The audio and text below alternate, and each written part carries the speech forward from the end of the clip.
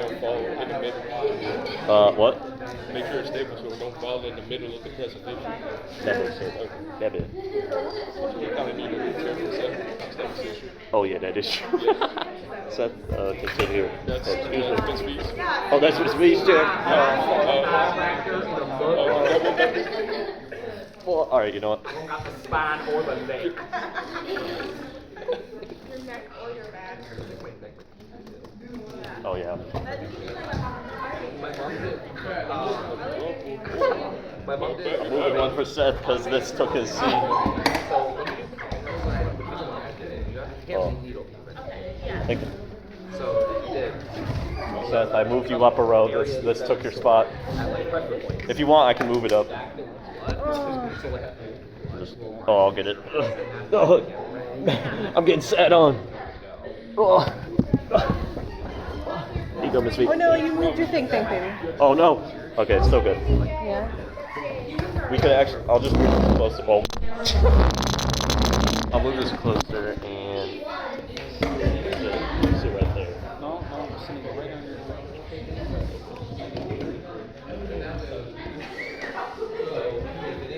Right here. Am I blocking? Am I blocking? No, I can see everything perfectly. Oh, hold on. Am I blocking you? No. Am I blocking you? No? Am I blocking you? No, I can still see. Tables started. Please. Try and don't touch that chair. Here we have William, we're gonna have Maddox, and then we're gonna have Rick. How would We you can guys stretch rate and talk. Everyone ready? We need to stay on schedule. Yes. Watch this. Watch this high tech move. That's the best. Okay, I'm timing this, so everybody, Ari and Tess, attention. Tess, rotate. Thank you. Ready, Will? Yep. Okay, go ahead. My name is William Frank, and my topic for Capstone is plastic pollution. Plastic pollution is a very overlooked topic when it comes to environmental science. Plastic pollution includes stuff like the mass production. Plastic is overly mass produced. There is a lot of single-use plastics, such as plastic bottles that you drink water out of. You only use those one time and throw them away. Plastic is constantly littered and not recycled. You may go outside and see a bunch of plastic on the ground. And plastic is polluting our oceans and killing tons and tons of ocean animals. Another thing about plastic is little tiny pieces of plastic called microplastics. Now, something about microplastics is this. How many of you know that microplastics are in fetuses before they're born? And now, how many of you recycle? A couple of hands. How many of you do not recycle? All right. My essential question is, what are the causes, dangers, and solutions to the problem of plastic pollution? Because there are many. Brief overview of my paper and sources. For the 13-page essay that I wrote for Capstone, I used researchatct.org, the Connecticut State Library, to gather most of my sources. I gathered sources from 1% from the Planet. I gathered sources from NOAA's National Ocean Service, Women in Science, National Geography Society, and Iberdrola. To talk about more in depth about plastic pollution, I have created a miniature documentary that goes more into depth about microplastics, where it came from, and like how plastic is killing ocean animals. Plastic and the start of production of plastic was invented in 1907 by a man named Leo Baekeland. The production of plastic eventually grew bigger during both World Wars, but would eventually lead to a big problem. That problem would be plastic pollution. In 1957, a plastic fishing line and a plastic bag were found in the water. Plastic pollution has increased from 2.3 million tons to 448 million tons since the 1950s and is expected to be doubled by 2050. There are a lot of different things that cause plastic pollution, and there are reasons as to why plastic pollution is also very dangerous. Plastic is used for many things today, such as containers, cups, bags, straws, bottles, and food packaging. Plastic pollution has increased rapidly since the late 1950s, and because of this causes a lot of different things that are mostly negative. The quickly increasing production of plastic is a great contributor to plastic pollution. Production of plastic was only being made about 2.3 million tons per year. Now in 2023 it has increased to over 500 million tons of plastic being made per year, which is 900% more than what it was in the 1980s. In the United States, recycles only 9% of plastic, while the rest of it is placed in the trash. When it comes to throwing away plastic instead of recycling plastic and properly taking care of plastic, there is a huge probability of the plastic going into the ocean. When it comes to boats and ships, 20% of plastic pollution is dumped into the ocean from boats and ships, while the other 80% of plastic pollution is just from mismanaged plastic waste on land. The rising production of plastic pollutants is bringing us many dangers into the world, affecting all animals and human beings. The biggest disaster when it comes to plastic pollution is how plastic is affecting the ocean. The ocean gets littered with more and more plastic each day. Over 800 ocean species are affected by plastic pollution and marine debris. Seabirds and ocean animals can consume or swallow plastic debris. They can get entangled, suffocate, drown, and starve to death in pieces of plastic. Most of the dead seabirds had plastic caught in their guts. Scientists have discovered that seabirds consume a good 60% of the ocean plastic marine debris, and that it will increase to 99% by 2050 if nothing is done. Another type of plastic pollution is called microplastics, which are tiny particles of plastic. Microplastics have been known to be quite harmful and deadly to our oceanic and aquatic ecosystem. The microplastics that end up in the ocean are usually sourced from previous bigger plastics that degrade and sink into the ocean. A study done by scientists tells us that microplastics can stay hidden within the ocean and resurface decades later on beaches on shore. If this study has shown that this is correct, it is very possible that the microplastic emission growth will expand heavily by 2050. Humans also consume microplastics. Microplastics have been proven to be found in our medicine, beverages, and food. Microplastic consumption does not cause any sort of mortality, nor is it contaminated or lethal. Just recently, in November of 2022, microplastics have even been found in fetuses before they are born. Lungs, blood, and even breast milk, which is crazy to think about. Plastic has been found in the air that we breathe. Human beings consume about 5% to 10% of microplastics since it is hidden within our food, drinks, and medicine. There are sources that say humans can consume up to the size of a credit card's worth of plastic into their bodies, which is about 5 grams. So, how can we help solve the problem of plastic pollution? One of the biggest ways to solve plastic pollution is by gathering plastic that already exists in some form, melt it down and remold it again into something else, and recycle that same process over and over again to reduce the amount of plastic production and reduce the amount of single-use plastics that we have on Earth. Environmental companies that help get rid of the problem of single-use plastics and plastic waste, such as Clean Canteen, EcoVessel, and Keep Cup, all specialize in making reusable bottles made out of stainless steel and glass that you can use for beverages of any kind. On most products, you can see the recycling logo from the company How to Recycle. How to Recycle made these logos on certain products to determine whether the item is recyclable or not. In order to tell if your product is recyclable or not, find the logo on the product. The logo found there will be a recycling logo with the black bar or without the black bar. If the recycling logo has a black bar, it means it cannot be recycled. It needs to be thrown away in the trash, since not all plastics are recyclable. A recycling logo without a black bar means it can go in the regular recycling bin. Some recycling logos may have text on it that says store drop-off, which means you can only recycle that plastic at a store in a huge cardboard box that they have. If you are unsure what is recyclable, you should contact your local garbage waste collector and ask them what is recyclable. Even if you are unsure how to stop plastic pollution, recycling, reusing, and finding alternate ways to avoid using plastics is a good and small enough step in the right direction.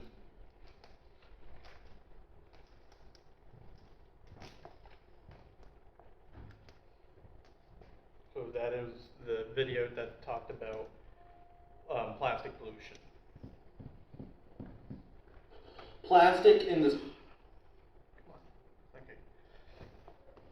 So, at first, I struggled finding a mentor for plastic pollution. I reached out to universities, and I even reached out to science organizations, and I reached out to a lot of people that worked in environmental science, and I I was either declined or just ignored. So with Sarah's approval, I was able to get our very own science teacher, Kathy. Kathy has a PhD and a Master of Science degree in science education and has taught science education for well over 28 years. The way Kathy helped me with my capstone was she gave me her scientific background about plastic pollution and how it can be solved. Kathy helps me figure out how I can present my capstone and how I can organize it. 2 minutes, Will. Kathy also helped me create a community connection for my capstone. My arts connection was the documentary you just saw. As somebody that's made videos for years and has enjoyed it, and as somebody that loves watching documentaries, I thought it was very appropriate to create a documentary about plastic pollution. The community connection that I created with Kathy was a plastic bottle collecting drive, and this ran for about a month. I collected all the plastic bottles every Friday, and then I would take them to a grocery store and put them in the plastic bottle vending machines that they have. I was able to raise I raised up to $9, and the $9 will go to an organization called 4Ocean. 4Ocean is an organization that helps clean plastic and other garbage out of the ocean. Summarizing. So, what are the causes, dangers, and solutions to the problem of plastic pollution? Well, the causes are the mass production and how it's constantly littered and not recyclable. The dangers being that it's killing a bunch of ocean animals, and it's in daily food products, drinks, and medicines like I've discussed. And finally, to solve the problem of plastic pollution, even like the smallest step can lead to the biggest impact. So for an example, like I mentioned in the documentary, you can find alternatives to using plastic. Like instead of a plastic bottle, you can get a metal water bottle or just any sort of reusable water bottle instead. There are plastic alternatives such as bamboo, metal, and aluminum that are now coming out from all these new environmental companies. You can also simply start recycling. If you don't already recycle, just simply starting to recycle or trying to reuse plastics you have in your own house, that small step can lead to the biggest impact. The legacy of plastic pollution that I hope to leave behind at ACT is I hope that I can encourage people to recycle plastic more. I hope that ACT can give recycling bins, because out of all the schools I've been to, there's none here, and that leads to a lot of plastic waste. And I hope to encourage people to take better care of Earth and Mother Nature. Time for questions? My sources and questions. Yeah. What's that? That plastic water bottle right there. That's a good point. That's that. What's that? It I'm is. sure he'll recycle it. It's like our IT. I'm glad you asked. This is indeed a water bottle. Oh, what? This is indeed a plastic water bottle, and I'm drinking out of it because flavored water doesn't, I can't really create that. I could, but the little, juice squirts that you can get also come in plastic, so. Misspeak. Are there any local organizations that you might have come across in your research that folks could get involved with if they wanted to make recycling easier or more accessible to folks? Because I know we have tried to get recycle bins the entire time that I've taught here, and the town just says no. Yes, as a matter of fact. So Eastern has their own little program. You can sign up. I think it's once per month, and they go around Willimantic cleaning up trash and plastic. It's open to literally anybody. All you have to do is contact Eastern and ask about it, and they should be able to sign you up. And then there's also Grow Wyndham. I reached out to them for a mentor, and they do a lot with mostly gardening, but they also help clean plastic out of gardens and stuff. That's awesome. Thanks, Will. My question for you is, how can we as a larger society treat this, this, not just the symptoms, but the cause of plastic pollution, which doesn't begin with an individual, but rather with the corporations that produce this packaging. So what can be done about addressing the problem at its root? Well, that's like a huge question, especially that I've come across in my own research. Yeah, what have you found? So something in my research that I came across a lot. So Coca-Cola is like one of the biggest plastic polluters ever, because Coca-Cola produces a lot of plastic bottles. Coca-Cola is all around the world, and so a solution that for me personally I would do is like try to like collaborate with Coca-Cola and be like, hey, plastics are not working out so well. We need to try like an alternative to a plastic bottle, because for an example, there are two companies called Just Water and Box Water is Better, and instead they use like paper carbon bottles instead of like plastic bottles, which are way better for the environment. And so Coca-Cola could do something similar to that, perhaps. Follow-up question. Corporations like Coca-Cola generally can be trusted to act in their own best interests. So if there were a way to reduce plastic pollution by saving the corporation money, because they like doing that, I'm just going to plant this seed for future thoughts of how can we frame it so that you can say, hey, Coca-Cola, I found a way to save you millions of dollars a year. Because they're going to be like, you have my attention. Yeah. Just planting a seed. Yeah. James? I have a question on some sorts of plastics.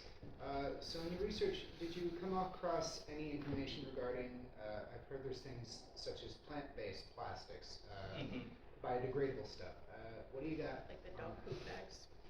Yeah, like the dog poop bags. Some of them have cutlery, but what have you seen in your research, if you got some stuff on that? I did look into that, because for an example, like the little, going back to box water, if you ever had one, like the plastic lids are plastic biodegradable, but the thing is, there's not a whole lot of information on that, because it's still like a very new concept that I found.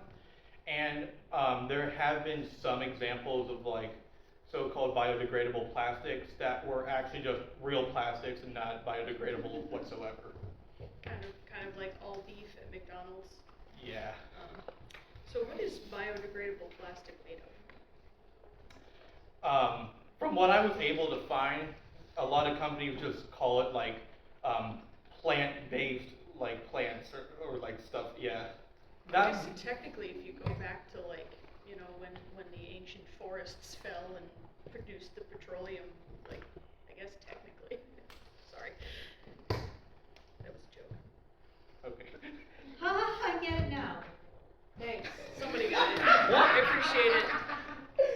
Alright, we need to I'll wrap explain up later. because Maddox needs to set up. Yeah, Maddox. Thank you, Will.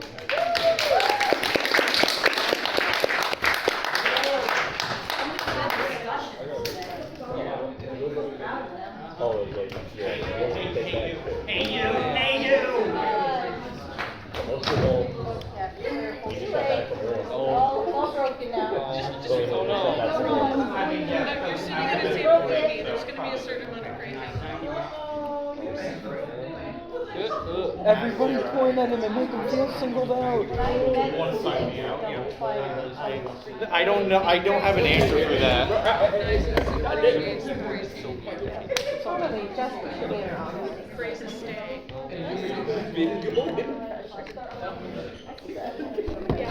Big